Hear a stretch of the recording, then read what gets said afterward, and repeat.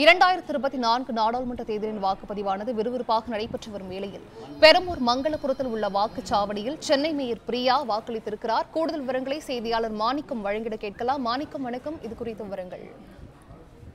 சென்னையில் நாடாளுமன்ற தேர்தலுக்கான வாக்குப்பதிவு காலை 7 மணியில் தொடங்கி விறுவிறுப்பாக நடைபெற்று வருகிறது. ஒவ்வொரு அரசியல் கட்சி தலைவர்களும் அதே போன்று நடிகர்கள், பிரபலங்கள் வாக்குகளை செலுத்தி வருகின்றனர். தங்கள் ஜனநாயக கடமை ஆற்றக்கூடிய சூழல்ல சென்னை மாநகரத்தினுடைய மேயராக இருக்கக்கூடிய மேயர் பிரியா அவர்கள் அவருடைய வாக்குச்சாவடியில தனது வாக்கினை பதிவு செய்து வருகிறார். அதை நாம் பார்த்து வருகிறோம். திருவிக நகர் சட்டமன்ற தொகுதிக்கு உட்பட்ட வடசென்னை நாடாளுமன்ற தொகுதிக்கு உட்பட்ட பகுதியில் அவர் வசித்து வருகிறார். அவர் தற்பொழுது சென்னையினுடைய ஆரம்ப பள்ளி கிருஷ்ணதாஸ் சாலையில் இருக்கக்கூடிய மங்களபுரம் பகுதியில் அவருக்கான வாக்குச்சாவடியானது அமைந்திருக்கிறது. புதிய வாலமாநகர் பகுதியில் இருக்கக்கூடிய 12 நம்பர் வாக்குச்சாவடியில அவருடைய வாக்கினை பதிவு செய்கிறார். தொடர்ந்து அவர் மேயராக இருக்கக்கூடிய சூழலில் அவருடைய சொந்த வார்டில் அவர் போட்டியிட்ட பகுதியிலே தான் இந்த பூத்தும் அமைந்திருக்கிறது.